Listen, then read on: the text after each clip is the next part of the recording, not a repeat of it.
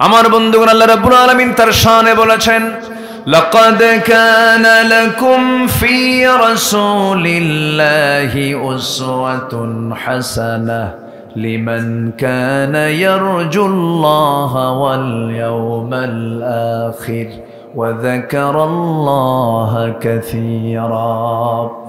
তোমাদের জন্য উত্তম আদর্শের বাস্তব নমুনা কেউ নয়, তিনি হচ্ছেন জনাবে মুহাম্মদুর রাসূলুল্লাহ সাল্লাল্লাহু আলাইহি ওয়াসাল্লাম। তিনি হচ্ছেন তোমাদের জন্য বাস্তব মডেল। তুমি কি চাও তার জীবন থেকে সব পেয়ে যাবে। আমার নবীজি ছোট্ট ছোট্ট বাচ্চার সামনে যখন চলে যেতেন, শিশু প্রিয় হয়ে যেতেন। বুড়োদের সামনে দাঁড়াতেন, বুড়ো হয়ে যেতেন। বউদের সামনে দাঁড়াতেন, স্বামী হয়ে যেতেন। সন্তানদের সামনে দাঁড়াতেন, বাবা হয়ে যেতেন। নাতির সামনে দাঁড়াতেন, নানা হয়ে যেতেন। হুসাইন বলে, নানা প্রায় প্রায় দেখি তুমি এক এক সময় এক একটা ঘোড়ায় চড়ো। আমার নবীর আস্তে বলে 7-8টা ঘোড়া থাকতো। কয়টা থাকতো? 7-8টা করে ঘোড়া থাকতো। সবচেয়ে তেজি ঘোড়াগুলো রাসূল ব্যবহার করতেন, কারণ আমার নবীজির দিনের বেলা কেটেছে ঘোড়ার পিঠে, রাত বেলা কেটেছে জায়নামাজে। আমার নবীজির গোটা জিন্দেগির 23 বছরের 13 বছর মার খেতে চলে গেছে মক্কায়, আর মদিনার 10 বছরে 86টা যুদ্ধ পরিচালনা করেছেন। 27টা যুদ্ধের সম্মুখ নেতৃত্ব দিয়েছেন মুহাম্মদ সাল্লাল্লাহু আলাইহি ওয়াসাল্লাম। দিন তেমনি এমনি বিজয় হয় নাই। আমার নবীজি হুসাইন বলছেন, নানা যান প্রায় প্রায় ঘোড়ায় চড়েন। আমার তো মন চাই আমি ঘোড়ার পিঠে চড়বো। রাসূল বলেন, তোমার তো পা বড় হয় না, তুমি ঘোড়ার পিঠে চড়বা কেন? তোমার পাটা বড় হোক। এবার হুসাইন বলছে, না না, তোমার পিঠে আমি চড়বো, তোমার পিঠ আমার ঘোড়া। আমার নবীজি সামনে হাতটা আগায় দিলেন, ঘোড়ার মতো করে থাকলেন। লাফ মেরে হুসাইন নবীর পিঠে বসে বলছে, পিছনে থাপ্পড় মেরে বলে, ঘোড়া যা, ঘোড়া যা। আমার নবীজি গোটা ঘর ঘুরে বেড়ায় নাতিকে খুশি করে দিতে। বিশ্বনবী বিশ্বমানের চরিত্র। স্ত্রী হক আদায় করেছেন। উহুদ যুদ্ধের দিন কণ্টকীর্ণ যুদ্ধ, দামামা চলছে চতুর্দিকে। আমার নবীজি রাত্রেবেলা তাবুতে এসে বলছে, আয়েশা চলো, তোমাকে টাইমই দিতে পারছি না, যুদ্ধের এই প্রচন্ড ব্যস্ততা, চলো না আমার একটু দৌড়ের পাল্লা দেই। সুবহানাল্লাহ বলবেন না? ইসলামে প্রেম আছে না নাই? দেখি বিয়ার আগে না বিয়ার পরে? আর এখন প্রেম হয় কখন? বিয়ার আগে প্রেম হয় আর শেষ, বিয়ার পরে আর প্রেম হয় না, খালি কিলে কিলে হয়। খালি কি হয়? আউযু বিল্লাহি মিনাশ শাইতানির রাজীম।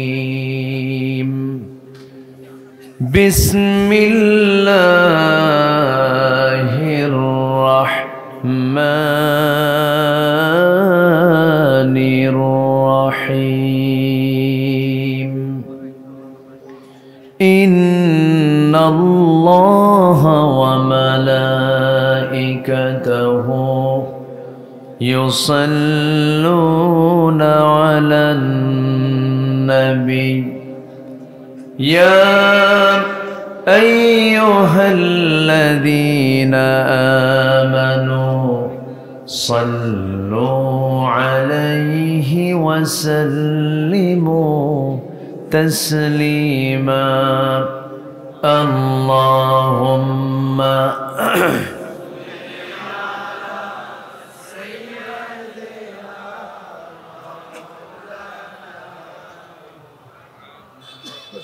ওয়া আলা আলি।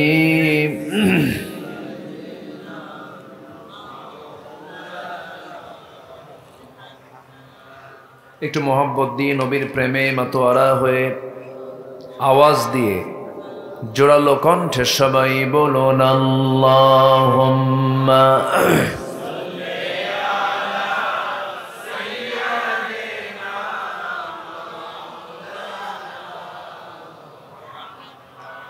ওয়া আলা আলি।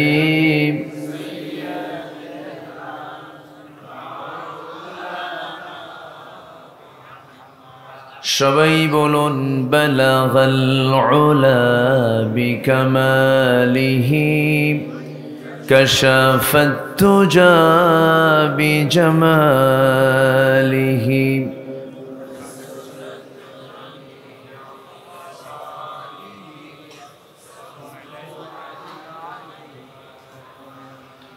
سراج الملة تمهي فخر دو عالم دلبار مولاه شريف الأنبياء نسخا كل أديان دغره بلغ العلا كشف التجى بجماله حسنت جميع خصاله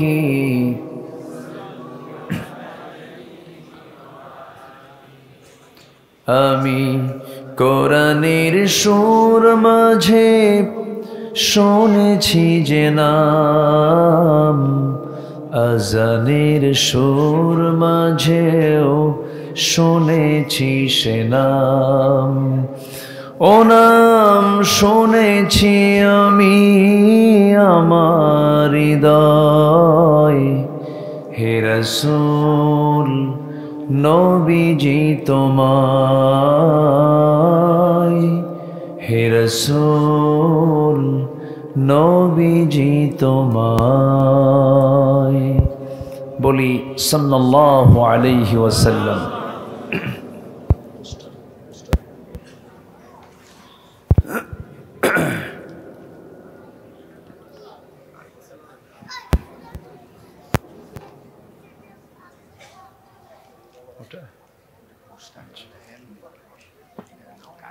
ওটাই দেন।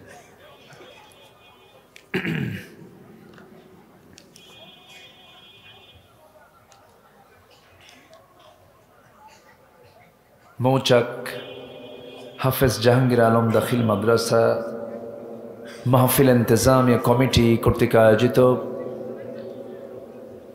15তম বার্ষিক ওয়াজ মাহফিল 2024 মাদ্রাসা মাঠে অনুষ্ঠিত আজকের এই মহৎ আয়োজনের সম্মানিত সুযোগ্য সভাপতি শিক্ষাবিদ গবেষক প্রফেসর শাহজাহান আলী, বিভাগীয় প্রধান উদ্ভিদ বিজ্ঞান বিভাগ, সরকারি সাআদত কলেজ টাঙ্গাইল। আজকের মাহফিলের বরেণ্য অতিথিবৃন্দ, বিশেষ করে আজকের প্রোগ্রামের বরেণ্য প্রধান অতিথি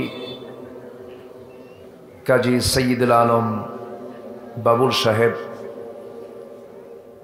আজকের এই মহৎ আয়োজনের সম্মানিত আলোচক, সম্মানিত মুফাসসির হাফিজ মাওলানা আবুল বাশার মোহাম্মদ নুরুন নবী, উপস্থিত হাজারাত উলামায়ে কেরাম, ফদলায়ে ইজাম, সুশীল সমাজ, জাতির শ্রেষ্ঠ সন্তান শিক্ষক মণ্ডলী, জাতির বিবেক সাংবাদিকবৃন্দ, সামনে উপস্থিত দূরে কাছের বিভিন্ন স্থান থেকে ছুটে আসা কালেমার ঝান্ডাবাহী, তাওহীদের পতাকাবাহী, দ্বীন ইসলামের নরসারদুল বীর মুজাহিদ, প্রাণ প্রিয় সম্মানিত দ্বীনি ভাইরা, আড়ালে বসে আছেন শ্রদ্ধেয়া সম্মানিতা মা বোনেরা, আলোচনার সূচনায় আনুষ্ঠানিকতার মধ্য দিয়ে আমার পক্ষ থেকে আবারও দিল খোলা সালাম, আসসালামু আলাইকুম ওয়া রাহমাতুল্লাহি ওয়া বারাকাতুহু।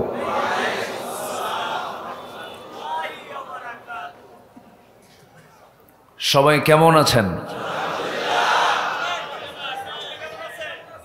আমাকে প্রশ্ন করলেন। আল্লাহ তাআলা আমাকে আপনার মতোই আপনার সাথেই তো রেখেছেন, আলহামদুলিল্লাহ। ভালো তো থাকতেই হবে, 16 বছর ভালো ছিলাম না তো? ছিলাম, থাকবো না কেন? যে অবস্থায় থাকি না কেন আলহামদুলিল্লাহ আলা কুল্লি হাল, কিন্তু শান্তিতে থাকতে দেয়নি। এই ওয়াজ মাহফিলগুলোতে কি যে তাদের অ্যালার্জি ছিল, মাহফিল কমিটির জুতার তলা ক্ষয় হতো, মাহফিলের পারমিশন মিলত না। কেন? এই আচরণগুলো হলো ফেরাউনদের। ফেরাউন আসমানি কিতাবে আগুন ধরে দিয়েছিল। এই সমস্ত আচরণ হলো আবু জেহেলদের। আবু জেহেল কোরআন শুনতে বাধা দিয়েছিল। সে আচরণগুলো আমরা লক্ষ্য করেছি বিগত 16 বছর। সম্মানিত ভাইয়েরা, আমরা একটি সুন্দর প্রশান্তিময় পরিবেশ পেয়েছি। এখন থানা উল্টা ফোন দিয়ে কয়, কিছু লাগবে কি? যিনি আমাকে আপনাকে এমন সুন্দর পরিবেশ তৈরি করে দিয়েছেন, সেই মহান রবের শানে বলে উঠছি আলহামদুলিল্লাহ। চিৎকার মেরে বলছি আল্লাহুম্মা আইন্নি আলা যিকরিকা ওয়া শুকরিকা ওয়া হুসনি ইবাদাতিকা। আমরা আল্লাহ তাআলার শুকর আদায় করে নিলাম। উঠতে উঠতে অনেক দেরি হলো। এই সময় মাহফিল শেষ হয়ে যায়। অনেকক্ষণ বসেছিলাম, তবে জরুরত ছিল। যাদেরকে নিয়ে আয়োজন তারা যদি বাদ পড়ে তাহলে তো সমস্যা। 12 জন হাফেজের আজকে দাস্তারবন্দি হলো, তাদের জন্য শ্রেষ্ঠ দিন আজকে। জানেন এই কোরআনটা মুখস্থ করতে কত কষ্ট, শিক্ষকদের কত সময় দিতে হয়েছে একটা ছাত্রের পেছনে। আজকে তাদের সেই একটি চূড়ান্ত সময়, কি যে তৃপ্তি পাচ্ছে হাফেজরা। আপনারা লক্ষ্য করেছেন কিনা, এক হাফেজের পিতার চোখের পানি পড়েছে, কিন্তু লক্ষ্য করেছেন? হাফেজের পিতা হওয়া সহজ না, নিজে হাফেজ হওয়া সহজ না, কপাল লাগে। লা তুহাররিক বিহি লিসানাকা লিতাআজালা বিহি। প্রাথমিক সময়ে আমার নবীর কাছে যখন কোরআন নাজিল হতে থাকে, আমার নবীজি শুধু ছটফট করেন, শুধু মুখটা নড়ান, মুখ আওড়ান, মুখস্থ করবো কেমনে, মুখস্থ করবো কেমনে। আল্লাহ বলছেন, হে রাসূল, আপনি এত জিহবা নড়ান কেন, এত মুখ আওড়ান কেন? আমি আপনার সিনার মধ্যে 30 পারা কোরআন জমা করে দেব। তাহলে হাফেজ যারা হয় তারা কি মুখস্থ করেন? আল্লাহ জমা করে দেন, জমা করে দেন। হাফেজদের অনেক দাম। প্রেজেন্ট ওয়ার্ল্ডে একজন প্রেসিডেন্ট আছেন, তিনি একজন হাফেজ। রেসেপ তাইয়েব এরদোয়ান ছিলেন। মিশরের একজন প্রেসিডেন্ট শহীদ ডক্টর মোরসি, তিনি একজন হাফেজ কোরআন ছিলেন। যারা হাফেজ হতে পারে তারা পৃথিবীর সব শিক্ষাই শিখতে পারে। যারা 30 পারা কোরআনই মুখস্থ আছে, তারা পৃথিবীর কিছু লাগে নাকি? এটা মিলায় নিতে হয়। কিন্তু আমাদের দেশে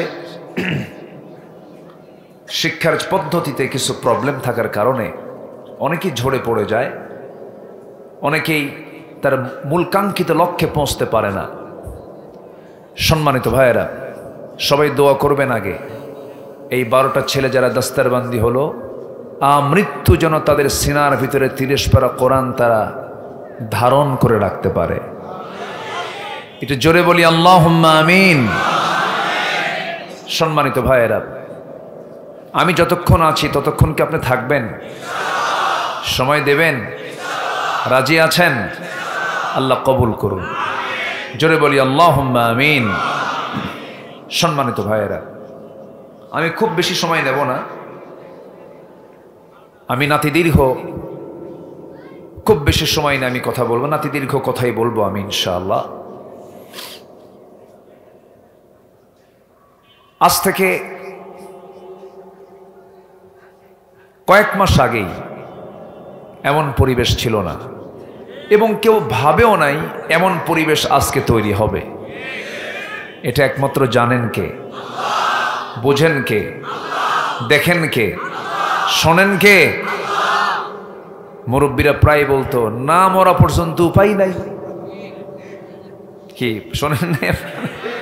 প্রায় বলতো। এবং তারা তো মেপেই দিয়েছিল 2041। কি আছে না এরকম? কি শোনেন নাই? অনেক কিছুই শুনেছি আমরা, কিন্তু আল্লাহ তাআলা যা করেন আল্লাহর সিদ্ধান্তের বাইরে কোনো কাজ হতে পারে না। আল্লাহ রাব্বুল আলামিন যখন কোনো কাজের সিদ্ধান্ত নেন শুধু তিনি বলেন ইন্নামা আমরুহু ইযা আরাদা শাইআন আন ইয়াকুলা লাহু কুন ফায়াকুন। যখন তিনি কোনো কাজের সিদ্ধান্ত নিয়ে নেন শুধু বলেন কুন, হয়ে যাও, মাইক্রো সেকেন্ডের আগে তার সঙ্গে সঙ্গে হয়ে যায়। সব তাদের, কোনো কিছুই তাদের বাইরে নেই। কোথায় 9 সাল আর কোথায় 24 সাল, কোন সেক্টরে তারা বাদ রেখেছিল মানুষগুলো রাখার, কোথায় গেল সব? মুহূর্তের মধ্যে সব শুধু এরকম ছিল, এরকম করে দিয়েছেন। তিনি কে? আল্লাহ। দুপুরের খাবারটা খাবেন, রান্না হয়ে গেছে। কি কিসমত! ছাত্ররা কয় ঘুমাই না, খাই না, আজকে গণভবনে গিয়ে খাবো। মুরগির রান খায় আর কয় যা খাইছি। সম্মানিত বন্ধুগণ, ফেরাউনও জানতো না যে এই দরিয়ায় আমাকে পানির চুবুনি খায় মরতে হবে, জানতো না। কিন্তু হঠাৎ নমরুদ জানতো না যে আমার এইরকম মানে না ন্যাংরা ওষুধ আছে, করুণ মৃত্যু হবে, এটা কিন্তু নমরুদও জানতো না। এজন্য আমার আল্লাহর কাছে শক্তি বলতে কিছু নাই।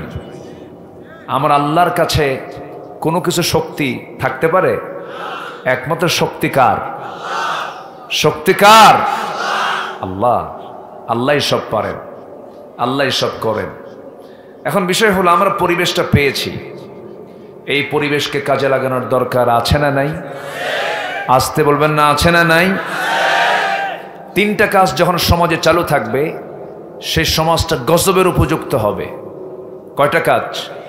3টা কাজ। এটাকে কাজ বলা যাবে না, এটাকে অপকর্ম বলতে হবে। 1 নাম্বার, সুদ থাকবে যেখানে, যে সমাজে, যে রাষ্ট্রে, গজব আসবে। জেনা যে সমাজে থাকবে, গজব আসবে। মদের বোতল যেখানে থাকবে, গজব আসবে। আমরা একটা পরিবর্তন এনেছি ঠিক, কিন্তু এই 3টা জিনিসের উপস্থিতি এখনো আছে না নাই? আসতে বলবেন না, আছে না নাই? আছে। এগুলো কি এমনি এমনি যাবে? কোরআন কি এগুলো চায়? কোরআন কি সুদ চায়?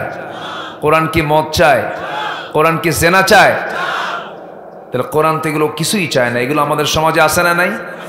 তাহলে আমরা কি পাইছি? অনেক কিছুই বাদ আছে। বিবেকটাকে নিরপেক্ষ রেখে নিজেকে একদম মানে পরিচ্ছন্নতার প্ল্যাটফর্মে থেকে একটু ভেবে চিন্তা আমাকে আপনাকে চলতে হবে। আমি ছিলাম কোথায়, আছি কোথায়, আবার যাব কোথায়, কেনই বা এসেছি, কে আমাকে পাঠিয়েছেন, কোথায় যাব, আমার শেষ প্রত্যাবর্তন স্থল কোথায়, এগুলোর ব্যাপারে আমাদের চিন্তা করার দরকার আছে না নাই? আছে। চিন্তা করতে হবে। আল্লাহ পাক আমাদের চিন্তা করার যোগ্যতা দিয়েছেন। অন্যান্য প্রাণীর কোনো চিন্তা নাই, খায় ঘুমায়, কিন্তু মানুষের এই চিন্তা, এটা কে দিয়েছেন বলেন তো? আল্লাহ দিয়েছেন। চিন্তাশীল হতে হবে। মানুষ হলো চিন্তাশীল একটি প্রাণী, মানুষ চিন্তা করবে। সম্মানিত ভাইয়েরা, আমি সেখান থেকে কথা বলতে চাই যেখান থেকে আমি আয়াতকে সামনে রেখে কথা বলার সিদ্ধান্ত নিয়েছি। গোটা পৃথিবীর ভিতরে একটা জাতি হলো সবচেয়ে শ্রেষ্ঠ জাতি, তার নাম হলো মুসলমান। তার নাম কি বলুন তো? মুসলমান। পৃথিবীর প্রথম মানুষটাও কি ছিলেন? আস্তে কোন কেন? আরো জোরে, আরো জোরে। তাহলে এর মাঝে আবার এতগুলো আসলো কেমনে? ইহুদি আসলো, খ্রিস্টান আসলো, পার্শ্বের দেশে, এদের তো দেবতাই হলো 32 কোটি। দেবতা কত? 32 কোটি দেবতা, কর একটা দুইটা না। পৃথিবীতে হিংসুক জাতি, পৃথিবীতে একটা জাতি আছে যেটা প্রচন্ড হিংসুটে এবং উশৃঙ্খল, সেটাই হচ্ছে আমাদের প্রতিবেশী। বুঝলেন? প্রতিবেশী আমাদের সাথে এত হিংসা করে, এত প্রতিহিংসার আগুনে জ্বলতে থাকে তারা। সম্মানিত ভাইয়েরা, তারা আমাদেরকে শিক্ষা দিতে চায়। বাবরি মসজিদ ভেঙে আমাদের শিক্ষা দেবে? হ্যাঁ, আমরা তাদের মন্দিরে কোনোদিন আঘাত করিনি, আমার রাসূল তা শেখাননি, আমার কোরআন তা শেখায় নাই, আমাদের ইসলাম তা শেখায় নাই। আমার মন্দিরকে পাহারা দিতে জানি, আর তারা আল্লাহর ঘরকে ভাঙতে জানে। কি শিক্ষা দেবে তারা? সাম্প্রদায়িক দাঙ্গায় পর্যন্ত হয়েছে সেই দেশে 13,500 বার। আহমেদাবাদে পুড়ে মেরেছে কত মুসলমানকে। এখনো কিছু কিছু অঙ্গরাজ্য আছে যেখানে প্রকাশ্য আজান নিষিদ্ধ, আজান পর্যন্ত দিতে দেয় না। গরু জব করা নিষিদ্ধ আছে, এরকম কিছু কিছু এরিয়া এখনো আছে। সম্মানিত ভাইয়েরা, ভৌগোলিক অবস্থানের দিক থেকে ফিলিস্তিনের চেয়েও তো জটিলভাবে আমরা, ফিলিস্তিনের চেয়েও জটিল অবস্থানে আমরা আছি, এটাকে মাথায় রাখতে হবে। তবে আমাদের সবচাইতে বড় অস্ত্র হলো ঈমান। সবচেয়ে বড় অস্ত্র কি? আমার মন বলছে গাজওয়াতুল হিন্দের দিকে ধীরে ধীরে এগুচ্ছি আমরা, ঠিক আছে না? গাজওয়াতুল হিন্দের দিকে আমরা এগুচ্ছি, খুব বেশি সময় নাই মনে হয়, আমার মন তাই বলছে। সম্মানিত ভাইয়েরা, কাশ্মীরকে জ্বলন্ত অগ্নিকুণ্ড বানিয়ে রেখেছে। কত মার ইজ্জত চলে গেছে। তারা 2018 সালের শেষের দিকে এই কাশ্মীর বলেছিল, আল্লাহ আমাদেরকে যেমন তারা অবরুদ্ধ করে রেখেছে, আমাদেরকে যারা নির্দিষ্ট জায়গার মধ্যে যারা আমাদেরকে অবরুদ্ধ আবদ্ধ করে রেখেছে, তুমি আল্লাহ তাদেরকে তুমি আল্লাহ অবরুদ্ধ করে রাখো। ওই মাজলুমদের ফরিয়াদ আল্লাহ কবুল করেছিলেন। গোটা পৃথিবীবাসী কোভিড-19 অবরুদ্ধ হয়েছিল। মাজলুম কিন্তু একটা বিশাল একটা, মানে এমন একটা বান্দা, মাজলুমরা যা বলে আল্লাহ তাই কবুল করেন। ভাবতেছেন 5 অগাস্ট এমনি এমনি আসছে না, অসংখ্য মানুষের চোখের পানি, বুক ফাটা আর্তনাদ, অসংখ্য আলেমের জেলখানার ভিতরের সারা রাত সেজদার ভিতর দিয়ে চোখের পানিগুলো যায় নামাজ ভিজে গেছে। চোখের পানি দিয়ে আল্লাহর কাছে তারা প্রার্থনা করেছেন, আল্লামা সাইদির মতো মানুষকে কেমনে 13টা বছর রেখেছিল তারা। নিকটবর্তী বাংলাদেশের ইতিহাসে এমন ইতিহাস কোনোদিন রচিত হয়নি, সামনে হবে কিনা জানি না। শুধু ফাঁসির রায় হয়েছিল, শতাধিক মুসলমান রাজপথে জীবন দিয়েছে। জানেন না? জানেন না আপনারা?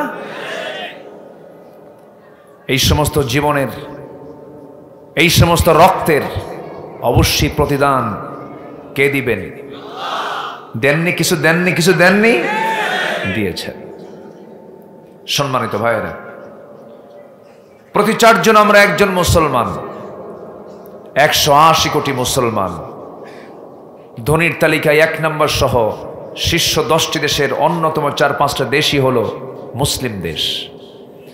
এত কিছু মুসলমানদের পক্ষে থাকার পরেও সম্পদ, সংখ্যা, মানব সম্পদ এত কিছু থাকার পরেও মুসলমান মার খাচ্ছে কেন জানেন? আমার কাছে দুটা সংকট মনে হয়েছে। নাম্বার 1 হলো মুসলমান আজকে ইসলাম থেকে, কোরআন থেকে অনেক দূরে চলে গেছে। আরেকটা কারণ হচ্ছে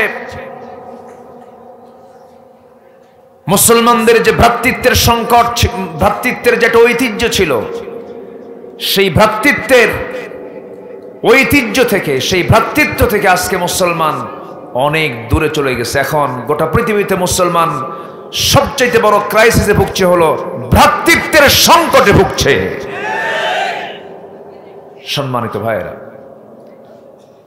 আমরা আজকের এই মাহফিলে এসেছি, সবাই তো মুসলমান, কিন্তু মুসলমানের যে চরিত্র থাকা উচিত সেই চরিত্রকে আমরা অর্জন করতে পেরেছি? আজকে জাতি কি মিথ্যা কথা বলে? আজ মিথ্যা কথা বলে? বিড়ি খায়? বিড়ি খায়? হাই রে, বিড়ি খায়। 53টা বাজেট পাশ হলো এই 53 বছরে। প্রত্যেকটা বাজেটে অর্থমন্ত্রী বিড়ির দাম বাড়াইছে, কিন্তু যারা বিড়ি খায় তারা কয় বাড়ি বেঁচে হলেও খাবো, ছাড়বো না। সামান্য বিড়ি খায়, মিথ্যা কথা বলে, ওজনে কম দেয়। মাছ কিনতে গেছে বহুদিন আগে, একদিন বাজারে, বছর 12 আগের কথা, মাছ কিনতে গেলাম, কাঁচা বাজারে ঢুকতেই দেখি দূর থেকে এক লোক সালাম দিল, লম্বা সালাম, জোর আওয়াজে সালাম দিয়ে আমাকে মানে টার্গেট করলেন। আমি ওইদিকে গেলাম, হুজুর আমি আপনার খুব ভক্ত, আপনার ওয়াজ শুনি। তাই তো আপনি বাজারে আসছেন? হ্যাঁ বাজারে আসছি, কিছু মাছ টাছ নেব। জি ঠিক আছে হুজুর। বলতেছে না যে আপনি আমার থেকে নেন। তো আমি বললাম ভাই আপনি তো আমাকে চিনেন, তো কিছু মাছ টাছ নেই? তো মাছের ওজন করতেছে, আমি যা নেব তার চেয়ে বেশি দিচ্ছে। তো বললাম ভাই জান আমি তো এত নেব না, মাছ এত বেশি দিচ্ছেন কেন? তো হুজুর দোয়ার জন্য দিলাম। তো আমি ভাবলাম যে না, লোকটা বেশি করে দিল, এটা তো আমার নেওয়া যাবে না, দেখি পরে এক সময় এটাকে আমি ব্যালেন্স করব। তো আমি সেই মাছগুলো নিয়ে, আগে তো যে কেমনে মাপতো, দাড়ি পাল্লা দিয়ে, দেখি যে একটু ডেবেই গেল। পরে আমি আরেক জায়গায় মাপ দিয়ে দেখি, আমার মনে হচ্ছিল যে মনে হয় হাফ কেজি বেশি হবে, আরেক জায়গায় মাপে দেখি হাফ কেজি আরো কম। এটি জাতির অভ্যাস জানেন, ওজনে কম দেওয়া আর নেওয়ার সময় বেশি নেওয়া। মায়ের পেটের বোনকে সম্পত্তি বুঝে দেয় না এই জাতি। চিন্তা করছেন আপনি? মায়ের পেটের বোন, আপনি তো দূরেই থাকলেন, নিজের বোনকে সম্পত্তি দেবে না বলে বোনের সঙ্গে সম্পর্ক নষ্ট করে। আছে না? আসতে বলবেন না, আছে না? নাই? আচ্ছা, আমরা মুসলমান, কিন্তু চরিত্রটা মুসলমানের এখন আনতে পারিনি। আল্লাহ ওয়াদা করছেন, কি ওয়াদা জানেন? আল্লাহ রাব্বুল আলামিন বলেন, ওয়া'দাল্লাহু আল্লাযীনা আমানু মিনকুম ওয়া আমিলুস সালিহাতি লা ইস্তাখলিফান্নাহুম ফিল আরদ। আল্লাহ ওয়াদা করছেন, তোমরা যদি ঈমান আনতে পারো এবং নেক আমল ভালোভাবে করতে পারো, আমি আল্লাহ নিজে তোমাদের হাতে ক্ষমতা দিয়ে দেব, খেলাফতি দিয়ে দেব। কার কথা? কার কথা? আল্লাহর কথা। শর্ত হলো ভালো ঈমান আনতে হবে এবং নেক আমল করতে হবে। আমার কথা কি কষ্ট হচ্ছে নাকি আপনাদের? আসলে তো আমাদের হয় কি জানেন, মাহফিলে লেখা থাকে আমাদের পোস্টারে প্রধান বক্তা, কিন্তু মাহফিলে এসে হয়ে যায় শেষ বক্তা। বুঝলেন? উপায় নাই, সব আনুষ্ঠানিকতা শেষ কইরা আমাদের উঠায় দেয়। সব চাপ, যখন নিম্ন চাপ, ঊর্ধ্ব চাপ, বিড়ি খাওয়া চাপ, সব চাপের মধ্যে আমি পড়ে যাই মহাচাপে। যাই হোক, একটু সময় আমি চেয়ে নিচ্ছি, দয়া করে কেউ উঠবেন না। আমি দেখলাম একজন লোক মনে উঠলেন, কেউ উঠবেন না। আর সেকেন্ড জন আমি আর দেখতে চাই না, কেউ উঠে গেছেন। সবাই বসুন, এটা ইবাদতের জায়গা। কিসের জায়গা এখন বলেন তো? ইবাদতের জায়গা। আমি আজকে এমন একটা সাবজেক্ট নিতে চাচ্ছি, যে সাবজেক্টটা যদি কোনো বান্দা ফলো করে, বান্দা মরে যাওয়ার সঙ্গে সঙ্গে জান্নাতের গন্ধ পাবে। জোরে বলি ইনশাআল্লাহ। আমরা কি জান্নাত চাই না?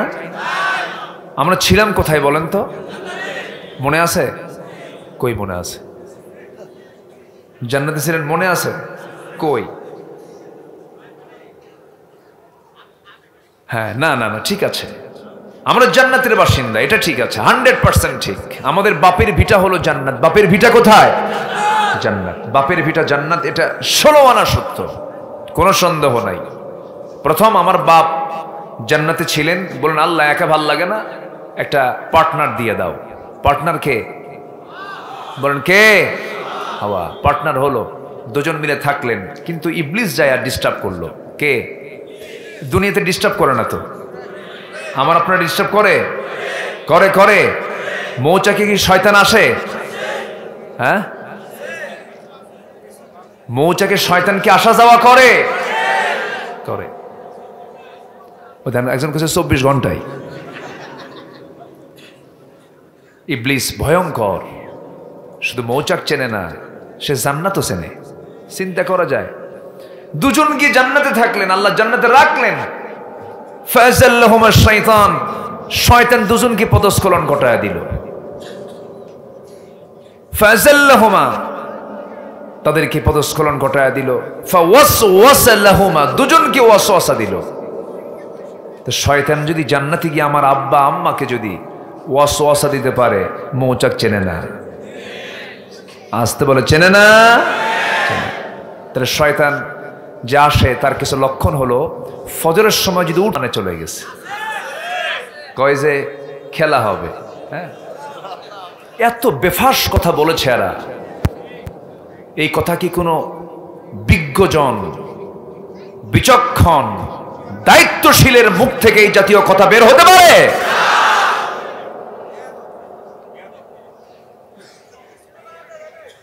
আশ্চর্য কথা। আমি এগুলো আমি আগে দেখতামই না এগুলো আগে। আহারে, দেশের কর্ণধার তারা, তাদের একটা কথা হবে দলিলের মতো, দলিলের মতো। দলিল লেখক যেমন দলিল লিখতে যেমন খুব সতর্কতা নিয়ে দলিল লেখে, যেন একটা ভুল হলে সব এলোমেলো হয়ে যায়। যারা দেশ চালাবেন, যারা রাষ্ট্র চালাবেন, তাদের প্রত্যেকটা কথা হবে দলিল লেখার মতো। কয় খেলা হবে, খেলবে কোথায়? কি হয়েছে? ও ক্যামেরা, এই ক্যামেরাম্যান একটু বসেন।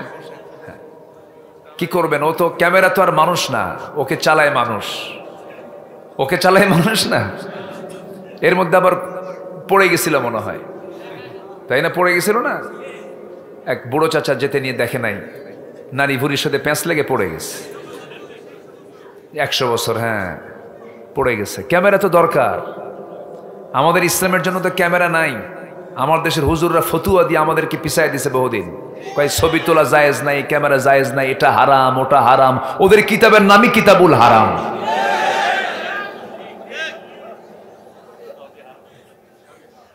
যা করছেন আমাদের, আগে তো বলতো যে নির্বাচন করাও হারাম, বলছে না? এগুলো বলছে না? খেলে হারামই খুঁজে পাইছে ওরা সারা জীবন। কষ্ট পাচ্ছেন নাকি আপনারা? তো ক্যামেরার তো দরকার আছে, তো ধমক দেন কেন? আবার একটু উঠবো বসবে, ওরা দেখবে না? দেখার সুযোগ দেন। আপনি শুনতেছেন হাজার হাজার, ওরা শোনায় দেবে কোটি কোটি মানুষকে। তো সবই তো ঠিক তো কিছুই না। তাহলে ইমানদারের জবান হবে কি? 2 রকম না 1 রকম? দলিল লেখার মতো না? হ্যাঁ, কোনো ভুল হওয়া যাবে না। তো উনি খেলা হবে বলে এখন কোথায় যা আছেন আল্লাহই জানে। সম্মানিত বন্ধুগণ, কম কথা বলেনি আমাদের। আমার জন্ম যুদ্ধের অনেক পরে। 2013 সালে আমি রাজশাহীর বাগমারায় মাহফিলে যাব। ওসি সাহেব বলে, হুজুর আপনি আসতে পারবেন না। কেন? আপনি রাজাকার। তো বললাম, আমার জন্মই তো যুদ্ধের বহু পরে। আমার মানে যুদ্ধের বছর 71 সালে তো আমার মায়েরই বিয়ে হয় নাই। রাজাকার। আজকে সেই রাজাকার শব্দটা আজকে ব্র্যান্ড রূপ নিয়েছে। বেশি বললে তিতা লাগে, তিতা লাগে। এত বেশি বলা লাগে না, কি ঠিক কিনা? হ্যাঁ, কি জানে বললো ছেলেরা? কি জানে স্লোগান দিল না রাজাকার নিয়ে? কি স্লোগান দিল? আমি কে তুমি কে, রাজাকার রাজাকার। চিন্তা করুন, এই কথাটাই জিকির আজগার হয়ে গেল। এই জন্য চেয়েছিলাম অধিকার, হয়ে গেলাম রাজাকার।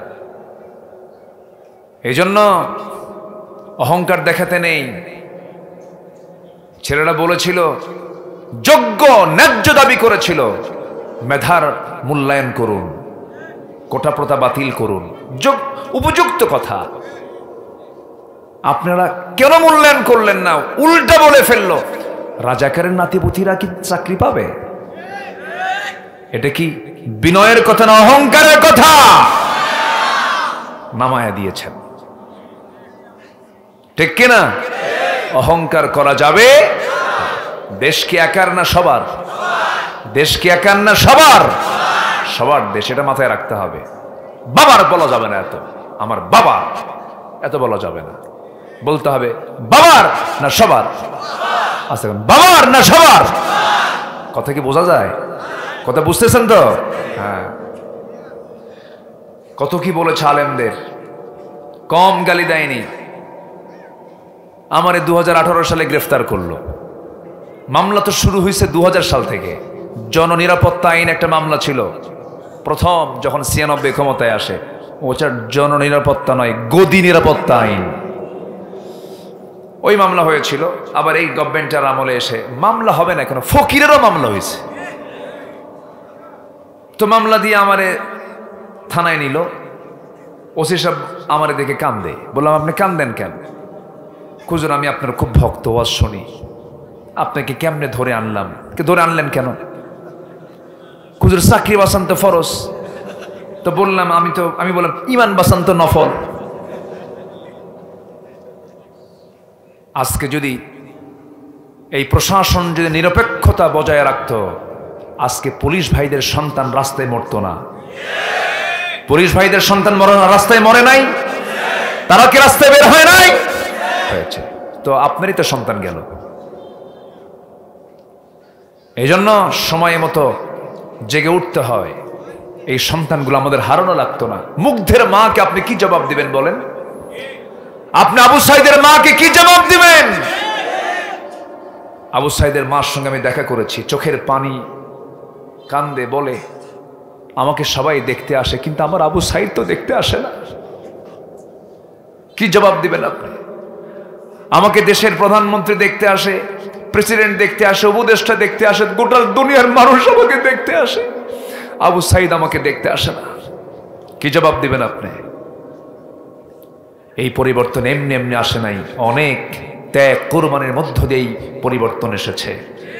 এটাকে মূল্যায়ন করতে হবে, নচেত আরেকটা অন্ধকার বাংলাদেশে আসতে পারে। আমরা মূল্যায়ন করব। জোরে বলি ইনশাআল্লাহ, আরো জোরে বলি ইনশাআল্লাহ। তো 18 সালে আমাকে ধরে নিয়ে মামলা দিয়ে বলল, হুজুর আপনি জেলখানায় থাকেন নির্বাচন পর্যন্ত, জেলখানায় থাকেন। কেন? ভোটটা হয়ে যাক, এরপরে আপনি বের হবেন। মনমানুষ এসে ভোট দেবে তো? মনমানুষ ভোট দেয়নি। ঢুকলাম ভিতরে, কি করবেন এখন, উপায় তো নাই। ভিতরে ঢুকতেই এক বুড়া চাচা আমাকে দেখে লম্বা সালাম দিয়ে বলে, হুজুর আপনি জেলখানায় ঢুকছেন? খুব খুশি হইলাম। তো বললাম, ঢুকলাম জেলখানায়, খুশি হলেন আপনি? বলে যে হুজুর মাহফিলে যাই, ওয়াজ শুনি, অনেক দূর থেকে ওয়াজ শুনি, কিন্তু মোসাফা করার সুযোগ হয় না, কথা বলার সুযোগ হয় না। তো এত কাছে আসছেন, থাকেন, ভালো করে থাকেন। তো বললাম, চাচা আপনার মামলা কেন, আপনি জেলখানায় কেন, আপনার আবার কি হলো? বাবা বোমা হামলা, বোমা হামলা।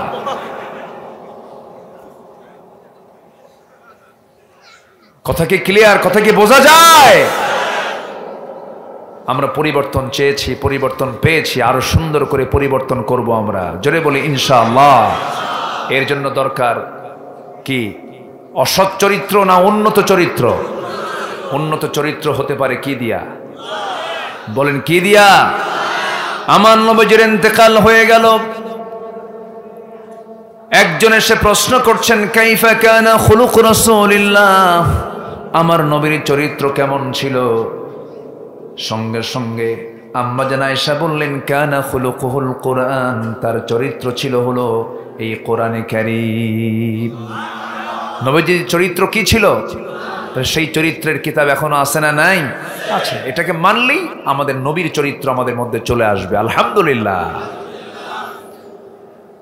আমার বন্ধুগণ, আল্লাহ রাব্বুল আলামিন তার শানে বলেছেন, লাকাদ কানা লাকুম ফি রাসূলিল্লাহি উসওয়াতুন হাসানাহ লিমান কানা ইয়ারজুল্লাহা ওয়াল ইয়াউমাল আখির ওয়া যাকারাল্লাহা কাসীরা।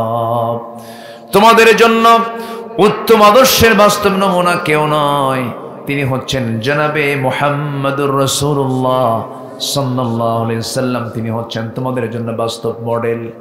তুমি কি চাও তার জীবন থেকে সব পেয়ে যাবে। আমার নবীজি ছোট্ট ছোট্ট বাচ্চার সামনে যখন চলে যেতেন, শিশু প্রিয় হয়ে যেতেন। বুড়োদের সামনে দাঁড়াতেন, বুড়ো হয়ে যেতেন। বউদের সামনে দাঁড়াতেন, স্বামী হয়ে যেতেন। সন্তানদের সামনে দাঁড়াতেন, বাবা হয়ে যেতেন।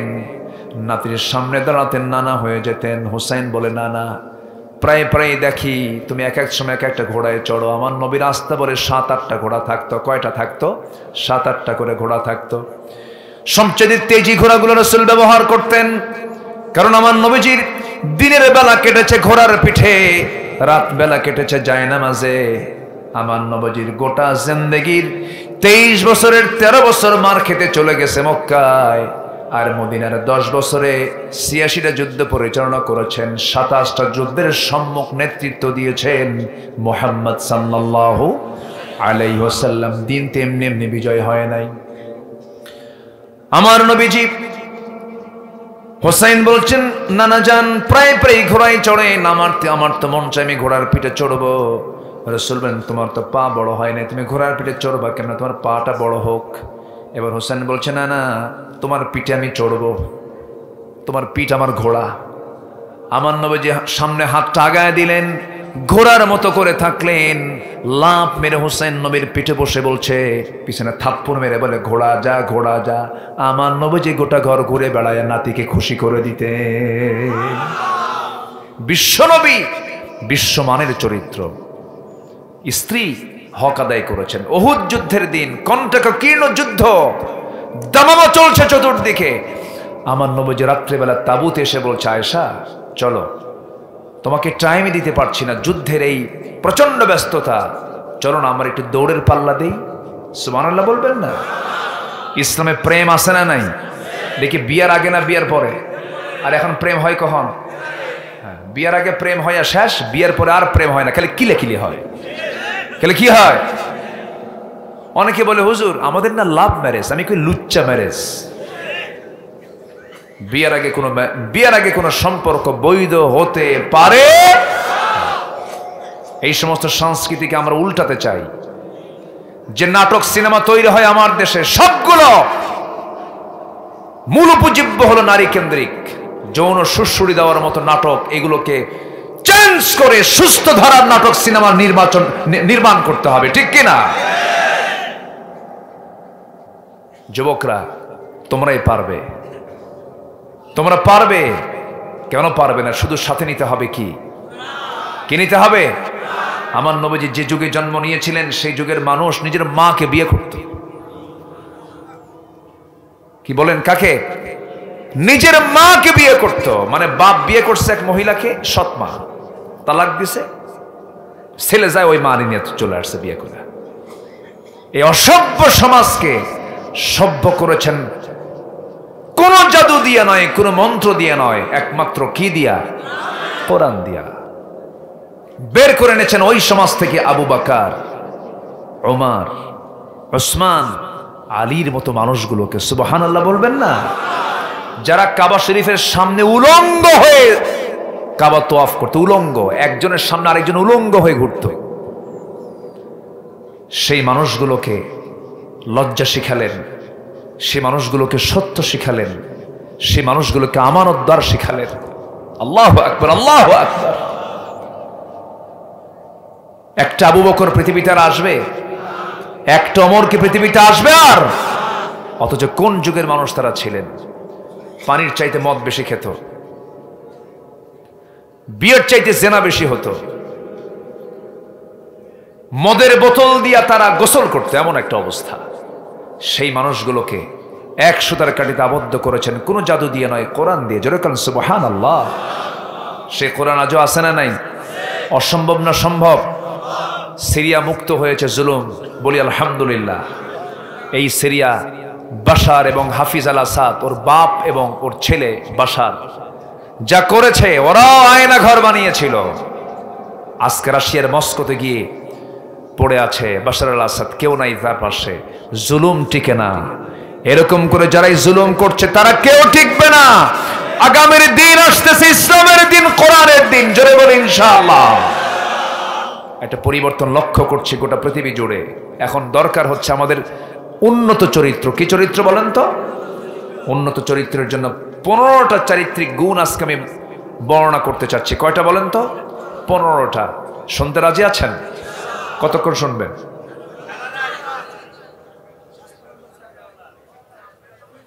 সভাপতি সাহেব কি কয়? সারা রাত থাকবেন?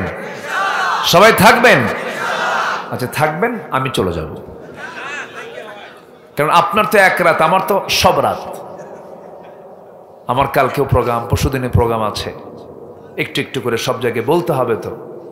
আমি খুবই আনন্দিত। আমি এর আগে আরো 2 বার এসেছি এখানে। খুব বরকতি এলাকা। আমার ভাইজান তার জীবনটাকে উৎসর্গ করেছেন মাদ্রাসার জন্য, আলহামদুলিল্লাহ। আসতে নিয়ে শুনলাম বেতন কত দেয়, যে যা দেয় তাই নেয়। এত নরম মানুষ, যে যা দেয় তাই নেয়। ইংলিশ মিডিয়ামে পড়ে, যা চায় প্রতিষ্ঠান তাই দেয়, কোনো আপত্তি করে না। মাদ্রাসায় আসলেই সব ফকির হয়। কি যে একটা নেগেটিভ চিন্তা, বুঝলেন? ইংলিশ মিডিয়ামে পড়ে, উত্তরায় পড়ে, মাসিক বেতন হলো 40,000 টাকা, 30,000 টাকা, কোনো নো প্রবলেম।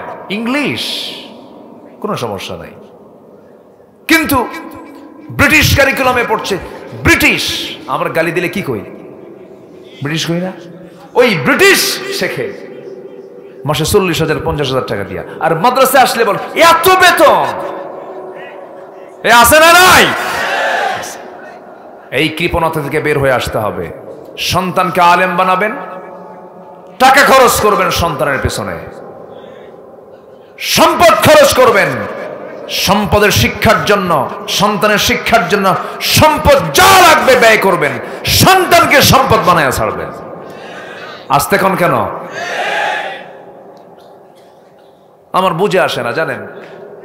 ইংলিশ পড়ায় প্রাইভেট, বেতন পায় 8,000 10,000, তাও মাসিক মানে সপ্তাহে 2 দিন যায়। আবার শুধু চা দিলে হবে না, কফি দিতে হবে, আবার কিছু কি বলে ফলমূল দিতে হবে। আর হুজুর যাবেন কোরআন পড়াতে সপ্তাহে 3 দিন আর 7 দিন, মাসে 30 দিন। 3 মাসে কোরআন হাতে নিল। এখন ছাত্রের বাপ বলে, হুজুর কোরআন হাতে নিচ্ছে আমার সন্তান, কত বরকত আমার। হুজুর দোয়ার অনুষ্ঠান হবে, 3 মাস একটানা পড়েছে, 1 পয়সা বেতন দেয় নাই। অনুষ্ঠানের দিন অনুষ্ঠান সম্পন্ন শেষে মিষ্টি 1 প্যাকেট হাতের মধ্যে দিয়ে বলে হুজুরকে, হুজুর কোরআন শিখায় তো কোরআন টাকা নেওয়া জায়েজ নাই, হুজুর দোয়া করবেন। দেখছেন কি ফতুয়া দিল, বদমাইশ। এই আছে না নাই? আছে না নাই? এগুলো প্রতারণা, এগুলো করা যাবে না। কোরআনের মূল্য কেউ দিতে পারবে না, কিন্তু অবশ্যই সম্মান করার দরকার আছে না নাই? সব শিক্ষার মধ্যে বেশি সম্মান করা উচিত কিসের শিক্ষায়? যা খরচ করবেন তাও সওয়াব। রাগ করলেন নাকি আপনারা? কথায় কি রাগ করলেন? আমি এই দিক দিয়ে আসতে নিয়ে শুনছি সব। শোনার পরে আমি একটা চিন্তা করছি যে আমি মাহফিল এটা একটু অ্যাপ্লাই করব। কেন খরচ করবেন না আপনি? সন্তানের জন্যই তো আপনি খরচ করবেন। দিনের জন্য যা খরচ করবেন তাই আপনার কাজে আসবে। বলি আলহামদুলিল্লাহ। আমার দিকে তাকান। চরিত্র আমরা গঠন করব কোরআন দিয়ে। জোরে বলি ইনশাআল্লাহ। আমার নবীর সামনে এক সাহাবী কান্দে বলে, হুজুর আমার তো কাম সারা, কেন? ইসলাম কবুল করছে কিন্তু আমার ঘুম নাই কয়েক রাত হলে। তো তুমি ইসলাম কবুল করে কি ঠকছো নাকি? কেন ঠকি নাই, কিন্তু একটা চিন্তা বারবার মনে হচ্ছে। কি হুজুর? আমার মনে হচ্ছে আমার সব গুনাহ মাফ হলো, একটা গুনাহ মনে হয় মাফ হবে না। তুমি কি করছো বলো তো? হুজুর ইসলাম গ্রহণ করার পরে কিছু করি নাই, ইসলাম গ্রহণের আগে একটা চরম শক্ত গুনাহ করেছে, মনে ছিল না, কিন্তু ইসলাম গ্রহণের পর বারবার মনে হচ্ছে, রাতে আমার ঘুম হয় না। আমার নবীজি বললেন, তুমি বসো, বসায় দিলেন, হাঁটুর গেড়ে সামনে বসলেন। রাসূল বলেন, তুমি সুন্দর করে আমাকে বলো, তুমি কোন দোষটা তুমি করেছো? আমার নবীজির একটা স্বভাব ছিল কি জানেন? রাসূল মানুষের কথাগুলো খুব গভীর মনোযোগ দিয়ে শুনতেন, শুধু বলতেন না। কিছু কিছু লোক আছে খালি কয় কিন্তু বলার চান্স নাই, এরকম আছে না? বলেন তো, কাউকে বলতে সুযোগ দেয় না। আমার রাসূল সুযোগ দিতেন। এরকম মাঝে মাঝে রাসূল কথা বলতেন। একদিন এক সাহাবীর সামনে দাঁড়ায় বলে, হুজুর আমার একটা কথা আছে। কি কথা বলো? হুজুর সময় লাগবে। বলো, সময় নিয়ে বলো। সাহাবী বললেন, ইয়া রাসূলুল্লাহ, আমি যখন ইসলাম গ্রহণ করি নাই এক প্রতিমার পূজা করতাম, এক দেবতাকে ভাগ্যের প্রতীক মনে করে বুকে রাখতাম, পিঠে রাখতাম, মাথায় রাখতাম, কোথাও গেলে ওকে ছাড়তাম না। একদিন লম্বা সফরে বের হলাম, ওই মূর্তিটাকে সাথে নিয়ে যখন বের হয়েছি, প্রকৃতির চাপ চাপলো, আমার পেশাবের চাপ চলে আসলো। আমাকে শৌচকার্য করতে হবে, কি করব আমি? কোথায় নিয়ে যাব এই মূর্তিটা? টেনশনে পড়ে গেলাম। না না, নাপাকি জায়গায় আমার দেবতাকে নেব না, উঁচু জায়গায় রেখে, এক জায়গায় রেখে আমি আড়ালে চলে গেলাম। শৌচকার্য কমপ্লিট করে এসে ওই মূর্তি যখন হাতে নিতে নিলাম, তখন দেখি মূর্তির আপাদমস্তক মাথা থেকে পা পর্যন্ত পানি দিয়ে ভেজা। আমি ভাবলাম, হুজুর মনে হয় রহমতের পানি। এই বলে আমি আমার জিহ্বার চাটন দিলাম মূর্তির সাথে। মূর্তির গায়ে দেখি আমতা আমতা গন্ধ। সামনের দিকে তাকায় দেখি কুকুর লেজ গুটায়া যায়। কি কথা কি বুঝতেছেন? আমার নবীজি মুসকে মুসকে হাসি দিলেন। সাহাবে কেরাম আওয়াজ দিয়ে হাসলেন। রাসূল এবার মজা করে বলছে, সাহাবী এবার তো মজার কথা সামনে পড়ে আছে, এখন কি হলো? এরপরে কি বলো? এরপরে সাহাবী বলছেন, হুজুর ওই গন্ধ কি আর সহ্য হয় নাকি? ওই কুকুরকে দেখে আমার এমন রাগ হলো, সমস্ত রাগ এক জায়গায় করলাম আর বললাম, দেবতারে সারা জীবন তোকে ইজ্জত করলাম, সম্মান করলাম, একটা কুকুরের ঠ্যাং খাড়া করে পেশাব করে গেল, তুই কোনো জবাব দিলি না, তুই কিসের রব? এক আসার মারলাম, এক আসারে ভেঙ্গে চুরমার করে সে আপনার সামনে দাঁড়িয়ে এমন রবের সন্ধান পেয়েছে, তিনি হচ্ছেন আকাশের মালিক, জমিনের মালিক, মহান রব্বুল আলামিন। জোরে বলি সুবহানাল্লাহ।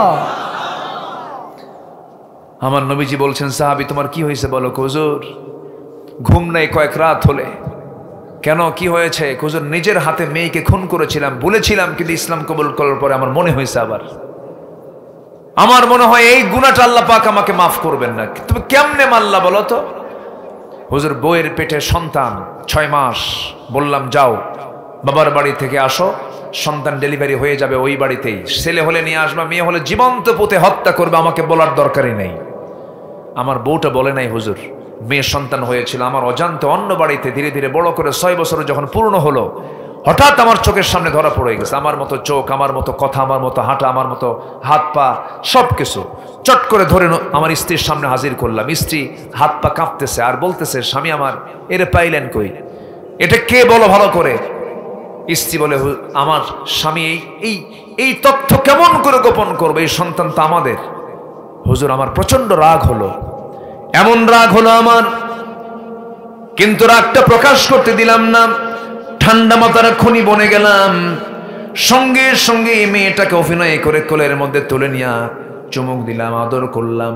মেয়েটাকে বললাম, মা রে আমি তোমাকে দারুণ ভালোবাসি। মেয়েটা তার উল্টা মাকে বলে, মা তুমি বড় ঠকাইছো আমারে, আমার বাপ তো খুব ভালো মানুষ, আগের থেকে পরিচয় করে দিলেই ভালোবাসা পেতাম আমি। কিন্তু মেয়েটা জানে না আমি কেমন পাষাণ পিতা। সন্তানকে আমি হাতের মধ্যে নিয়ে পরের দিন নানির বাড়িতে নিয়ে যাব বলে তার সঙ্গে কথা বলে তাকে নেওয়া শুরু করলাম। রাস্তায় চলতে নিয়ে হঠাৎ করে সামনে একটা জঙ্গল পেয়েছি, জঙ্গলের দিকে রওনা করলাম। মেয়েটা বলছে, বাবাজি আমি তোমার সঙ্গে এই দিক দিয়ে নানির বাড়ি গিয়েছে, তুমি এই দিকে যাও কেন? কোনো কথা বললাম না। জঙ্গল পার হয়ে গর্ত খনন শুরু করে দিলাম কোদাল দিয়া। ঠিক দুপুরবেলা ওই কোদাল মারতেছি, ওই মাটিগুলো এসে আমার দাড়ির ভিতরে ঢুকে যায়। আমার ছোট্ট মেয়েটা আস্তে করে এসে তার 5টা আঙ্গুল ঢুকায়া দিয়া সেই মাটিগুলো আমার দাড়ি থেকে সরাইয়া দেয়। আমি যখন কোদাল মারতেছিলাম ঘামতেছি, আমার ঘামগুলো গামছা দিয়ে আমার সেই মেয়েটা মুছে মুছে দিয়ে বলে, বাবা নানির বাড়ি কখন যাবা? কিচ্ছু বললাম না। গর্ত খনন যখন শেষ হয়ে গেল হুজুর, আমার মেয়েটাকে মুচকি হাসি মেরে অভিনয় করে বললাম, মা দেখো তো গর্ত খনন কেমন হয়েছে। আমার মেয়েটা আস্তে করে সরল মনে ওই গর্তের দিকে উকি মেরে যখন দেখতে নিল, দেখতে নিয়ে যখন উকি মেরেছে, আমি পিছন দিকে চলে আসলাম, এমন জোরে এক ধাক্কা মারলাম, এক ধাক্কায় গর্তের মধ্যে পড়ে গেছে। চিত হয়ে দুইটা হাত এক জায়গায় করে বলে, বাবা বুঝতে পেরেছি এই দুনিয়াতে আমার মেয়ে হয়ে জন্ম হওয়া দোষ হয়ে গেছে। আমার মা বলেছিল, আমার মা আমাকে বারবার সতর্ক করেছিল, বাবা আমি কি কারণে তোমার সঙ্গে আসলাম, আজকে আমি জানি তুমি আজকে আমাকে মেরেই ফেলবা, কিন্তু একটাবার তোমার কাছে করজোরে মিনতি জানাই, বাবা প্রয়োজনে ভিক্ষা করে খাবো, কিন্তু একটাবার আমাকে বাঁচায় দাও, এই চেহারা তোমাকে আমৃত্যু কোনোদিন তোমার সামনে আর দেখাবো না। এতবার রোনাই বেরোনাই করলো হুজুর, দিল কাঁদলো না, দিল নরম হলো না। জাহালাতের কারণে, পরিবেশের কারণে, সমাজের কারণে হাতের মধ্যে পাথর নিলাম, এত জোরে তার কলিজা বরাবর আঘাত করলাম, এক আঘাতে ফিঙ্কি দিয়ে রক্ত পড়া শুরু হয়ে গেল। ভিতরে থেকে বারবার বলছে আব্বা আব্বা বলে চিৎকার করে ডাকতেছিল। পাথর চাপা দিয়া, মাটি চাপা দিয়া জনমের মতো দুনিয়া থেকে বিদায় করে দিলাম। আমার নবী যে কথাগুলো শুনলেন, শোনার পর সাহাবীকে বুকের সঙ্গে জড়িয়ে ধরে বলছেন, ও সাহাবী রে, তুই কি জানিস আমার আল্লাহর দয়াটা কত বড়, তুই দিনটা গ্রহণ করার কারণে এত বড় গুনাহ তোর জীবন থেকে মুছে গেছে রে। জোরে বলে সুবহানাল্লাহ। সেই মানুষগুলোকে উন্নত চরিত্র দিয়ে সোনার মানুষে পরিণত করেছেন। এই জন্য যুবক ভাইরা যারা মাহফিল আসছো, তোমাদের কাছে আমি করজোরে মিনতি জানাই, উন্নত চরিত্র গঠন করো, সত্য কথা বলবা, আমানতের খেয়ানত করবা না, ধৈর্যশীল হবে, নামাজি হবে, তাওয়াক্কুল করবে, ইখলাস আনবে, এই সমস্ত চরিত্রগুলো নিয়ে আসবে, উন্নত জীবন গ্রহণ করবে। তুমি কি জানো হাজার রাত তাহাজ্জুদ পড়লে যে সওয়াব হবে, একটাবার তুমি যদি কোনো নারীর সামনে দেখতে পাও, সে নারীর দিকে যদি না নজর দিয়ে যদি পর্দা অবলম্বন করবে, এখানে নারীর দিকে আমি তাকাবো না, হাজার রাতের তাহাজ্জুদের চাইতে এই সব আল্লাহ তোমার দর আমল নামায় বেশি দিয়ে দিবে। নোংরামি করবে না, অসৎ নেতৃত্ব মানবে না, নেশার জগতে যাবে না, মাদকাসক্ত হবে না, উন্নত চরিত্র গঠন করবে, বাপ মার সেবা করবে, বড়জনকে সম্মান করবে, ছোটজনদেরকে স্নেহ করবে, রাস্তায় যখন চলবে বিনয়ী হয়ে চলবে, মাথার চুল থেকে শুরু করে নিয়ে পার গোড়ালি পর্যন্ত সব জায়গায় ইসলাম রাখবে। তোমাকে দেখেই যেন মনে হয় তুমি মুসলিম পরিবারের সন্তান। এমন করে যদি নিজের জীবনকে গড়ে তুলতে পারো, বন্ধু মহলকে যদি গড়তে পারো, সমাজকে যদি গড়তে পারো, আগামী নেতৃত্ব আসতেছে তোমার হাতে, ঠিক কিনা? তোমার হাতে দেশ চলে আসবে। আল্লাহ কবুল করুন, আল্লাহ কবুল করুন, আল্লাহ কবুল করুন। সন্তানকে মাদ্রাসায় দিবেন তো নাকি? দিবেন না? মাদ্রাসায় দিবেন না? এই গাজীপুরে বৃদ্ধাশ্রম আছে, দেখে আসেন, অনেক শিক্ষিত লোক, বুড়া মানুষ সেখানে বসে আছে, ওদের ছেলেরা ডাক্তার, ইঞ্জিনিয়ার, জজ, ব্যারিস্টার। আল্লাহর কসম করে বলি, একটা আলেমের বাবাকে আপনি বৃদ্ধাশ্রমে পাবেন না। সন্তানকে চরিত্র শিখান, মাদ্রাসায় দেন চোখ বন্ধ করে। আমি চ্যালেঞ্জ দিচ্ছি, কলেজ পড়ুয়া ছাত্র যত, মাদ্রাসা পড়ুয়া ছাত্র কোনো বেকার নাই, কি ঠিক আছে না? আমার জরিপ করা হয়ে আছে, আমি জরিপ করেছি, দেখেছি। পড়ান, সমস্যা কি? আপনার সন্তান এখানে পড়লে আরেকটা বেনিফিট আছে, আমার স্যার বলেছেন, এখানে পড়লে সে কলেজে যেতে পারবে, সে ডাক্তার হবে। কিন্তু কি ডাক্তার হবে? এখান থেকে হাফেজ হবে, সে হাফেজ ডাক্তার হবে, সে হাফেজ ইঞ্জিনিয়ার হবে, হাফেজ জজ হবে, হাফেজ ডিসি হবে। সে চোর ডিসি হবে না, ডাকাত ইঞ্জিনিয়ার হবে না। কথা ক্লিয়ার? আসেন দোয়া করে দিই। কি আলোচনা চালাবো? কারো কোনো আপত্তি নাই তো? বলি আলহামদুলিল্লাহ। হ্যাঁ, আমারুল্লাহ ভাই না? জি আলহামদুলিল্লাহ। কালকে ফ্রাইডে, কালকে শুক্রবার না? জি ঠিক আছে, ভালো, সবার জোর আছে, বলি আলহামদুলিল্লাহ। আজকে কি চতুর্দিকে মাহফিল নাকি? থামলে ওইদিকে আওয়াজ আসে কি? সব হুজুর কি এখানে আমদানি হয়েছে আজকে? তাই তো দেখি। ও তাহলে 6টা মাহফিল আশেপাশে। ভালো, আল্লাহ সব বরকত এলাকায় দিছে আজকে, বলি আলহামদুলিল্লাহ। ভালো, যাত্রা যে নাই, সিনেমা যে নাই, এটাও আল্লাহ শুক্রিয়া। এগুলো যদি কোথাও দেখেন, বাড়ি দিয়ে সোজা করবেন, একদম বাড়ি দিয়ে সোজা করবেন, ঠিক কিনা? বাড়ি দিয়ে সোজা করবেন, কোনো আকাম কুকাম হতে দিবেন না, কোনো কথা নাই। মান রাআ মিনকুম মুনকারান ফালিয়ুগাইয়িরহু বিয়াদিহি, কোথাও কোনো শরীয়ত বিরোধী কোনো কাজ হলে হাত দিয়ে মিটায় দিবে, এটা হচ্ছে 1 নাম্বার ঈমান। এগুলো চলতে দেওয়া যাবে না, বাস করবেন। আপনার গ্রামে কারা নামাজ পড়ে তালিকা করবেন, কারা পড়ে না তাদেরও তালিকা করবেন। মাতব্বরি করে নামাজ পড়ে না, বলবেন না মাতব্বরি যদি রাখতে চাও নামাজ পড়ো, তাছাড়া মাতব্বরি ছুটাইয়া দেব। মসজিদ কমিটির যদি কোনো দায়িত্বশীল সভাপতি কে হবে, ওই গ্রামের যে সবচেয়ে বুজুর্গ লোক সে হবে মসজিদের সভাপতি। কোন চোর যদি থাকে, কোন মদখোর যদি থাকে, কান ধরে বের করে দেন। কি আস্তে কোন কেন? এগুলো মাথায় রাখতে হবে। হ্যাঁ, থাকবো কি কন? আল্লাহর ঘর, মসজিদ কার ঘর? মসজিদ কার ঘর? আল্লাহর ঘর। থাকবে না কেন? আমরা একটু উঠে দাঁড়াই, আমরা ঘুরে দাঁড়ালে কি আসলে চেঞ্জ হয় না? চেঞ্জ হয় না? চেঞ্জ হয়েছে কিনা বলেন? ঘুরে দাঁড়ান না, সাহায্যের জন্য কে আছেন? আল্লাহ আছেন। আল্লাহ কবুল করুন, জোরে বলি আমিন। আমার নবীর যে প্রথম মসজিদ, সেখানে কয়টা রড ছিল? রড ছিল, ছাদ ছিল, বাতি ছিল, কিছুই তো ছিল না। সেই সময়ের মসজিদের মুসল্লি কি কিয়ামত পর্যন্ত আর খুঁজে পাওয়া যাবে? আর ইসির মুসল্লি আর খেজুর পাতার মুসল্লি কি এক? এখন মসজিদ পাকা ঈমান, আর আগে মসজিদ কাঁচা ঈমান পাকা। গল্প করে, তুমি কি জানো আমি একটা মসজিদ বানায় দিয়েছি, এসি মসজিদ। তোমার মসজিদ কি এসি না? আরে কি করছো তুমি? দেখছেন, মানে ও এই গল্প করে, একটা বার বলে না তোমার মসজিদে মুসল্লির সংখ্যা কত। ফজরের সময় মুসল্লি খুঁজে পাওয়া যায় 3 জন, 3 বুড়া, 3 বুড়া। বলা হলো, চাচা আপনারা মসজিদে কেন? বুড়ি নাই তো। কে নাই? মানে উত্তর হলো, বুড়ি থাকলে আমিও আসতাম না। এই হলো মসজিদের হাল। মসজিদ যেন আবাদ হয়।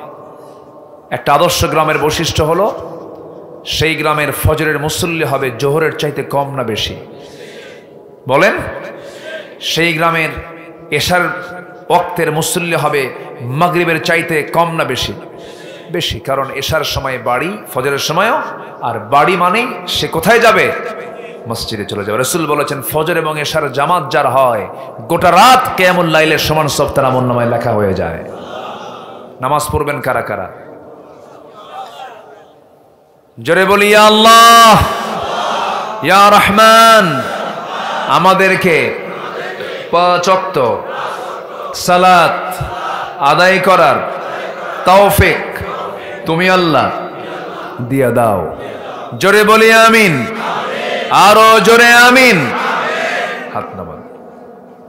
নামাজ হবে তো? বউ যদি নামাজ না পড়ে, দেখছেন মায়ের হবে।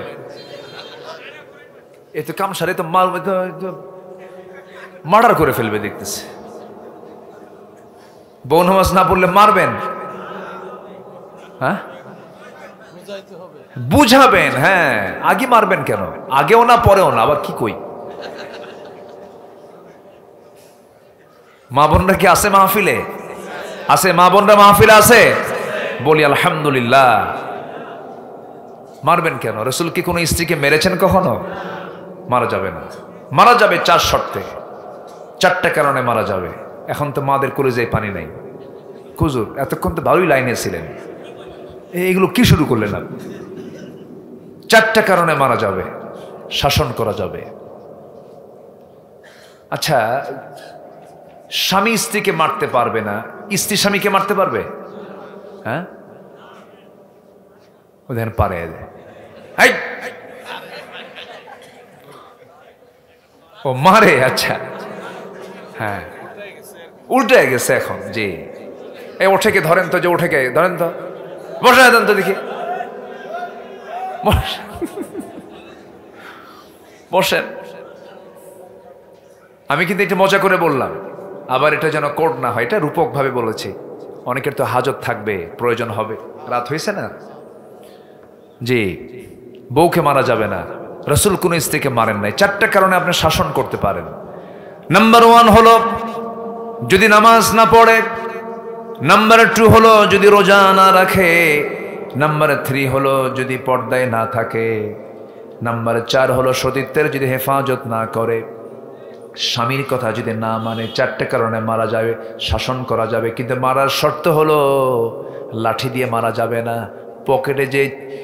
পকেটে যেই মেসওয়াক দিয়ে আপনি মেসওয়াক করেন, সেই মেসওয়াকের লম্বা হতে হবে 9 ইঞ্চি মেসওয়াক। এই মেসওয়াক দিয়ে আপনি বড় জোরে মেসওয়াক দিয়ে আপনি তাকে মারতে পারেন। যদি কোনো স্বামী তার বউকে কারোর সামনে মেসওয়াক দিয়ে মারতে নেয়, ওই দৃশ্য দেখলে ওই লোকগুলো রাগ করবে না হাসবে? হ্যাঁ, এই তো মায়ের কলিজায় কেবল পানি আসছে। হুজুর ধন্যবাদ আপনাকে।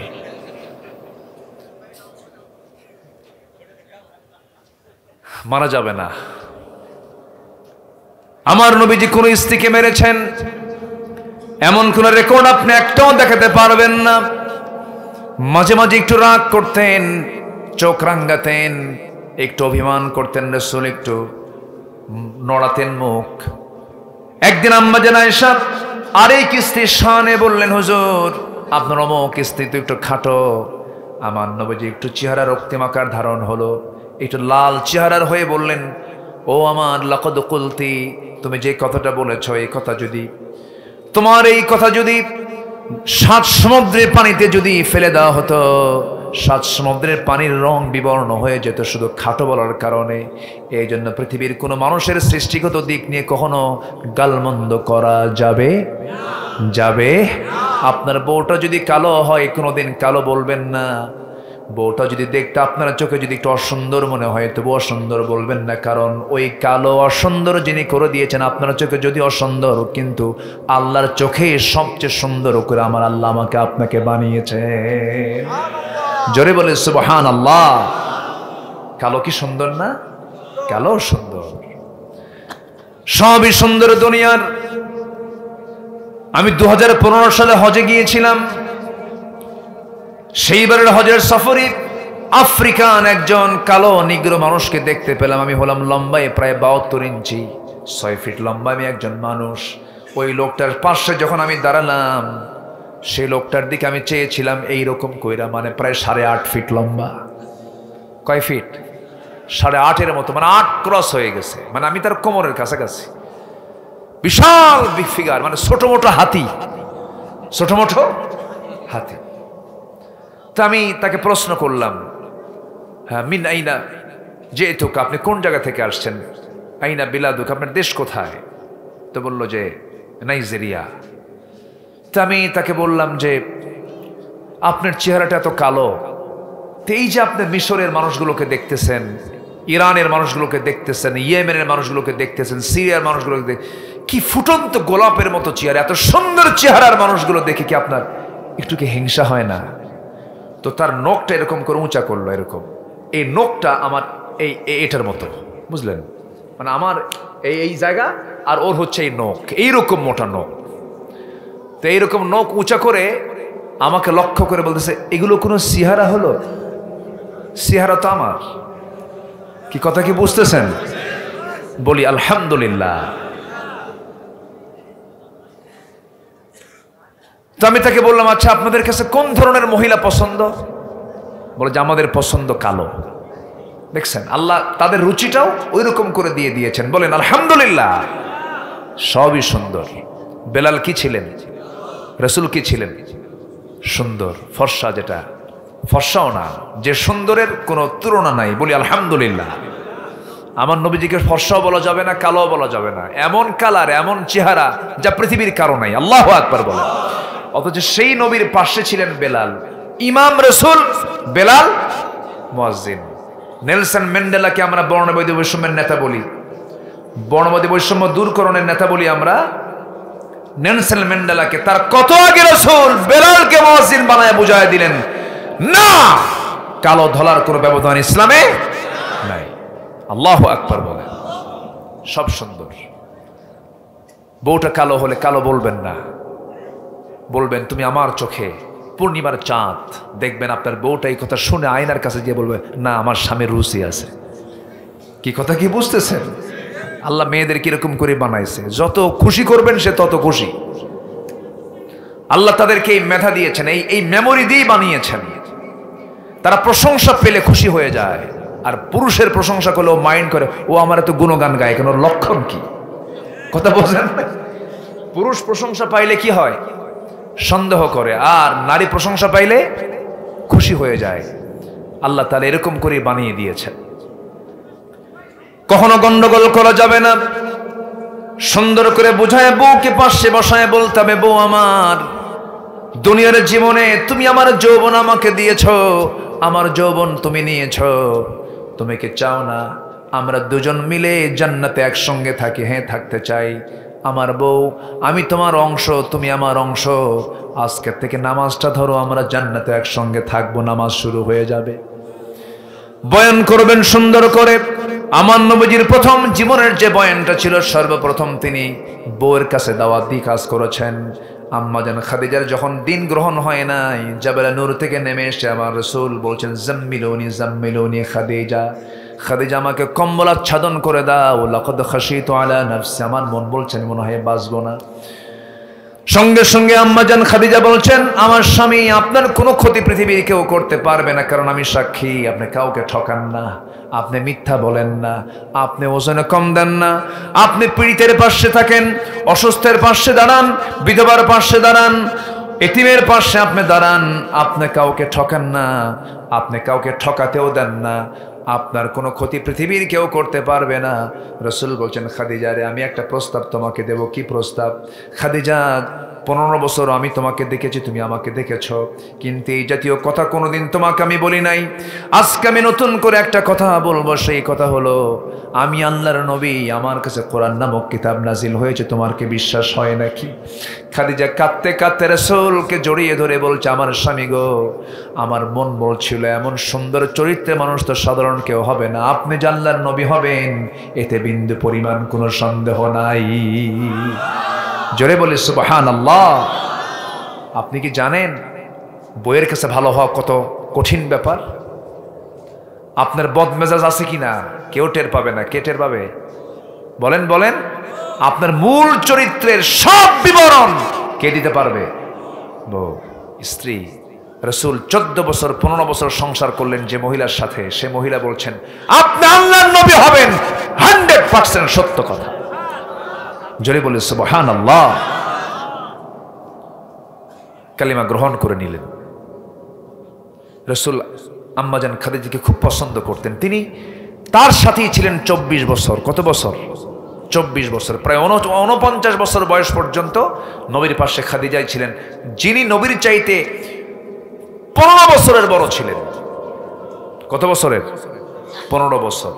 রাসূল মাঝে মাঝে বলতেন, আমার খাদিজা যদি আমার জীবনের শেষ সময় পর্যন্ত থাকতো, আল্লাহ পাক আমাকে দ্বিতীয় কোনো বিবাহের কথা বলতেন না। সুবহানাল্লাহ বলবেন না? মানুষ না বুঝে না জেনে রাসূলকে নিয়ে বাজে কথা বলে। আমার দেশের কিছু কুলাঙ্গার লিখেছে এই 16 বছর ধরে, এদেরকে তালিকাভুক্ত করা উচিত। ওরা এতদিন আমাদের তালিকা করেছে, নাস্তিকদেরকে এখন তালিকা করতে হবে, করার সময় হয়েছে এখন। রাসূলকে নিয়ে বাজে কথা বলেছে। রাসূল নাকি জেনাকার ছিলেন। ওরা বলে যে আয়েশার মতো ছোট্ট মেয়েকে রাসূল বুড়া বয়সে বিয়ে করলো কেন? দেখছেন কত বড় বদমাইশ। এই জাতীয় মন্তব্য করলে তার ঈমান আছে না গেছে? তার ঈমান আছে না গেছে? আম্মা জান আয়েশাকে রাসূল বিয়ে করেছেন কার অর্ডারে? আসতে বলবেন না, কার অর্ডারে? আর ও কি কয় জানে না? আমার নবীজির স্ত্রী যারা ছিলেন সব ছিলেন, ম্যাক্সিমাম ছিলেন নবীর চাইতে বয়সে বড়। বয়সে বড়। এমনই স্ত্রী ছিলেন যাদের কোনো যৌবনই ছিল না। স্ত্রীত্বের মর্যাদা নিয়ে তাদেরকে রেখেছেন। আলহামদুলিল্লাহ বলবেন না? আমার নবীজির প্রথম জীবনের কাজই হলো বিধবার পাশে দাঁড়ানো। আল্লাহু আকবার বলবেন না? নিজের 25 বছরের টকবকে যৌবনকে তিনি বিধবার জন্য উৎসর্গ করে দিয়েছেন। জানে না মানুষ এগুলো, না জেনে না বুঝে কথাগুলো বলে। সিরাত পড়ে নাই, কিছু পড়ে নাই, জানে নাই। রাসূল বলতেন, প্রায় দোয়া করতেন, প্রায় তিনি কাঁদতেন, আল্লাহ তুমি আমার খাদিজাকে উত্তম জান্নাতের মেহমান বানাও। প্রায় বলতেন। আম্মা জান খাদিজা যখন নবীর সামনে দাঁড়িয়েছিলেন মৃত্যুর পূর্বে ভাব মৃত্যুবরণ করবেন, তিনি বলছেন, ইয়া রাসূলুল্লাহ, আমার শরীরটা ভালো না, মনে হয় মরে যাব আমি। রাসূল বললেন, খাদিজা, 3 দিন আগে চাচা হারালাম, আবু তালেব চলে গেছেন, তোমার কি হলো আবার? হুজুর, শরীরটা খারাপ, যদি মরে যায় আপনি আমাকে মাফ করে দিয়েন। আমার রাসূল বললেন, খাদিজা, সারা জীবনের সমস্ত সম্পত্তিগুলো সব তোমার থেকে নিয়ে আমি দিনের জন্য খরচ করেছি, অনেক বড় অবদান তোমার, তুমি কি চাও বলো? খাদিজা বলছেন, হুজুর, আমি দুনিয়ার কোনো কিছু চাবো না, আজকে আমি আপনার কাছ থেকে 3টা জিনিস চাবো। কি চাও? কি চাইবা বলো? বলছেন, হুজুর, যখন মরে যাব আমার লাশটা আপনার পিঠে ধারণ করে আপনি কবরের দিকে নিয়ে যাবেন। আর কি বলো? হুজুর, কবরের মাটিতে আপনি নামবেন, আমার চেহারা আপনি কিবলামুখী করে দিবেন, আমার যে আমল, এই আমল নিয়ে আমি বুঝি 3টা প্রশ্নের জবাব দিতে পারবো না। 3টা প্রশ্ন করার জন্য যখন ফেরেশতা চলে আসবে, আপনি আমার হয়ে 3টা প্রশ্নের জবাব আপনি দিয়ে দিবেন। যে খাদিজাকে সালাম দেন কে? আসতে বলবেন না, কে? সেই খাদিজার কত ভয় কবরের। আর আজকের মাদের মধ্যে কবরের কোনো ভয়ই নাই, রাস্তায় হাঁটে কি? হ্যাঁ, তাদের চলাচল করার ঢংটা কি? রাস্তায় যখন হাঁটে মানে ইমান বিধ্বংসী কামান যেন যাচ্ছে, ঠিক কিনা? ইমান বিধ্বংসী কামানের মতো চলাচল। আল্লাহ, তুমি মাদেরকে হেফাজত করো, মাদেরকে পর্দায় থাকার তৌফিক দাও। জোরে বলি আল্লাহুম্মা আমিন।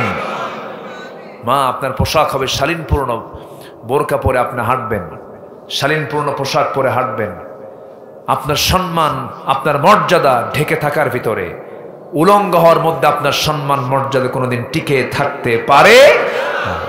আপনাকে ঢেকে রাখতে হবে। আপনার যৌবন শুধু স্বামীর জন্য আপনি উৎসর্গ করতে পারবেন, নচেত অন্য কারোর জন্য হতে পারে না। আল্লাহ কবুল করুন, জোরে বলি আমিন। সম্মানিত ভাইয়েরা, 15টা চারিত্রিক গুণ নিয়ে আমি কথা বলতে চেয়েছিলাম, কিন্তু বলেছি শুধু মিলাই দেব আমি। 1 নাম্বার হলো সত্য কথা বলবো। কি কথা বলবো? নাম্বার 2 হলো আমানত রক্ষা করব, জোরে বলি ইনশাআল্লাহ। নাম্বার 3 হলো ধৈর্যশীল হব। কি হব? নাম্বার 4 হলো তাওয়াক্কুল করব কার উপরে? নাম্বার 5 হলো ইখলাস, অর্থাৎ একনিষ্ঠ হব, যা করব কার জন্য? নাম্বার 6 হলো আদালত, অর্থাৎ ন্যায়পরায়ণতার মধ্য দিয়ে আমরা চলবো, জোরে বলি ইনশাআল্লাহ। নাম্বার 7 হলো তওবা করব কার কাছে? নাম্বার 8 হলো সহানুভূতি দেখাবো। কি দেখাবো? সহানুভূতি। নাম্বার 9 হলো নম্রতা, তাওয়াদু, বিনয়ী হব আমরা, জোরে বলি ইনশাআল্লাহ। কথার মধ্যে কোনো উগ্রতা থাকবে না, কথার মধ্যে কোনো বেয়াদবি থাকবে না, জোরে বলি ইনশাআল্লাহ। নাম্বার 10 হলো কৃতজ্ঞতা, শুকর আদায় করা। বাপ মা, মা তুমি অনেক খেদমত করেছো, আমার অনেক কিছু করেছো, মা খুশি হয়ে যাবে। এরকম করে বড় ভাই, তুমি অনেক অবদান রেখেছো আমার জন্য। ছোটজনকে, ছোট কাউকে, বাবা তুমি আমার অনেক উপকার এসেছো জীবনে, এই যে শুকরিয়া, খুশি হন কে? নাম্বার 11 হলো সুজা, সাহসিকতা দেখাতে হবে। ইমানদার ভীরু হয় না সাহসী হয়? ইমানদার পিছে যায় না সামনে যায়? সামনে যায়। নাম্বার 12 সৎ কাজের আদেশ দেব, অসৎ কাজের বাধা দেব। নাম্বার 13 বিশ্বাসযোগ্যতা, সিকাহ। নাম্বার 14 নিষ্ঠাবান হওয়া। নাম্বার 15 হলো সহনশীল আমরা হব, হিলম, সহনশীলতা যেন আমাদের মধ্যে কাজ করে। এই গুণগুলো আমরা অর্জন করব, জোরে বলি ইনশাআল্লাহ।